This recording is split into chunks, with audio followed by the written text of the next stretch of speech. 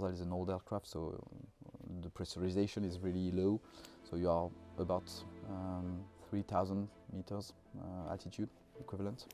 So you are almost feeling hypoxia. And then something like 20 degrees slope, you just fall on the airfield. But of course, once you're making the procedures, you can't really stop it in the middle because you're quite vulnerable at that time. So you have to be sure that you're allowed to do that, that the way is cleared. But it's night, there's nothing around, there's a lot of noises around. So it was really impressive for the young pilot I was at that time. It's quite challenging, isn't it? Of course. Because people do not usually hear the ins and outs of a pilot's job. Of course. So thank you for that. But you're welcome. It sounds terrifying that you're having to learn so quickly, and actually at any moment things can go wrong. That's why you're prepared for that. And at that time, not every pilot was allowed to go to Afghanistan. You have to be you have to have some experience. You have to be at a certain level of qualification, which implies for sure some training about high steep descents, knowledge about all the self-protection aspects of the aircraft, and also you have a preparation before being posted in this kind of operations. There's a way to train with your crew in order to be efficient. So there are some dedicated simulation training.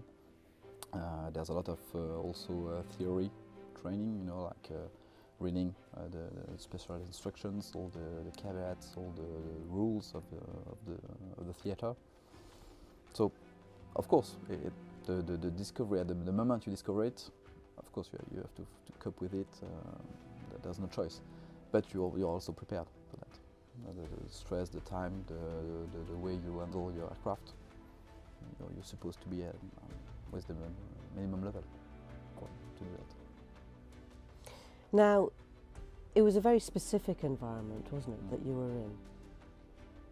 How prepared were you in reality for the dangers that you were facing there? Because most people that I've spoken to who had experience in Afghanistan, no matter where they were in the country, are very clear that they were surprised when they first got there. Within the first 24 hours, most of them.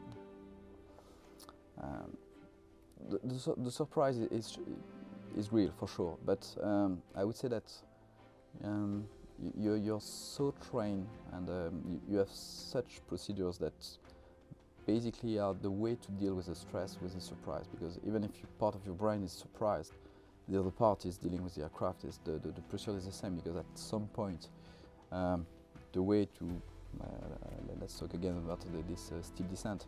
The way to perform it,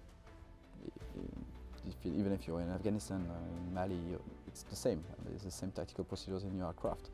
The only thing that is changing is it easy to listen to the radio? Is it easy to find the airfield?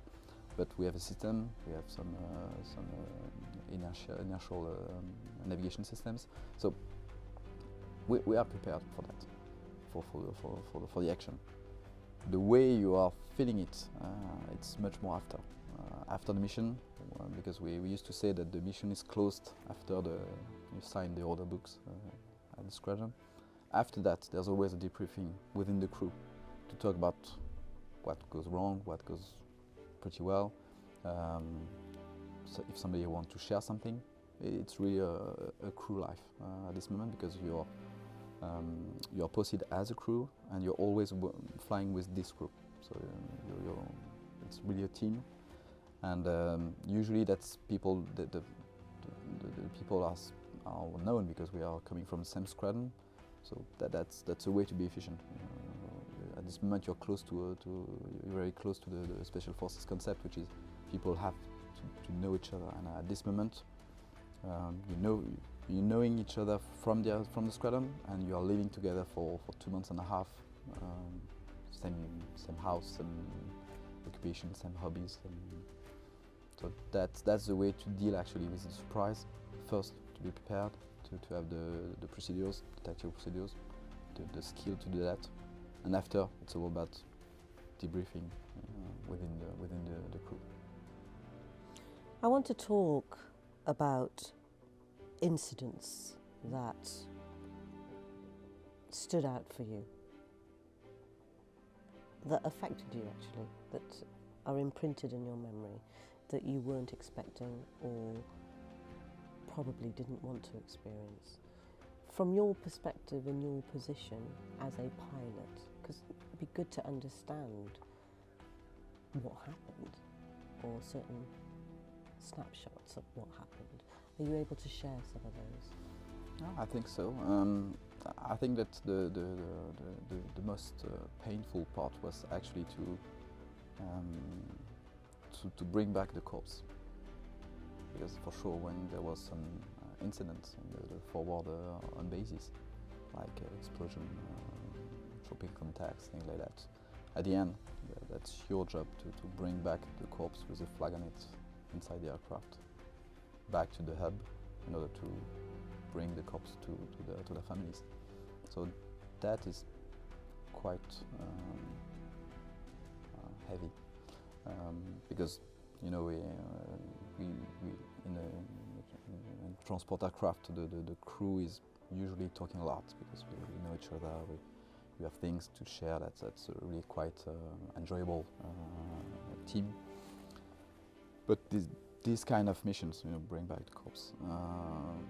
You have almost a quiet aircraft for the whole duration of flights, because of course, you know, you may be busy in the beginning, to take off, the landing, but of course at certain time you're always on cruise, and there's the autopilot, there's less to do.